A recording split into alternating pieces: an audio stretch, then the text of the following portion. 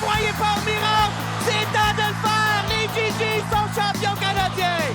Après 2 ans de domination des Reds de UNB, on a maintenant de nouveaux champions canadiens au hockey universitaire masculin, les GGs de l'Université d'Ottawa. Leur programme de hockey est revenu au jeu en 2016 après avoir été suspendu pour des problèmes de discipline très graves. L'équipe avait alors recruté fortement dans les provinces maritimes. En 2020, c'est la rédemption. Et Ottawa se qualifie pour le championnat national. La finale a lieu à Halifax.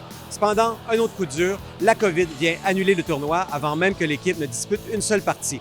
Cette histoire-là a brisé le cœur des Acadiens qui faisaient partie de la formation, Michael Poirier et Mathieu Newcomb. C'est très émotif pour moi. C'est pas seulement pour eux, mais pour toutes les anciennes, spécialement notre programme en 2020, qui n'a pas eu l'opportunité de jouer une game à Halifax en 2020. Tout de suite, on sent comme si on fait partie de l'équipe. Et maintenant, quel bilan pour nos équipes? Les Aigles Bleus de l'Université de Moncton et les Reds de l'Université du Nouveau-Brunswick ont été éliminés au premier tour, très tôt dans le tournoi. Pour UNB, l'élimination a fait particulièrement mal parce que l'équipe a des attentes élevées. Et surtout, UNB ne perd pas souvent, seulement 3 défaites depuis février 2023. Est-ce que ce n'est qu'un accident de parcours ou encore le début de la chute d'un monarque?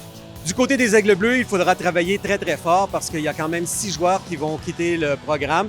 Il y aura beaucoup de compétition pour le recrutement. La compétition sera féroce. Elle vient d'universités comme celle d'ici à Ottawa, également les Patriotes de l'UQTR qui recrutent dans le bassin des Aigles Bleus, c'est-à-dire des joueurs francophones. Et depuis cette année, il y a un autre joueur dans la danse. Les universités américaines ont maintenant le droit d'aller chercher des joueurs juniors majeurs, ce qui n'était pas permis autrefois. C'est un autre compétiteur pour les universités canadiennes, dont les Aigles Bleus.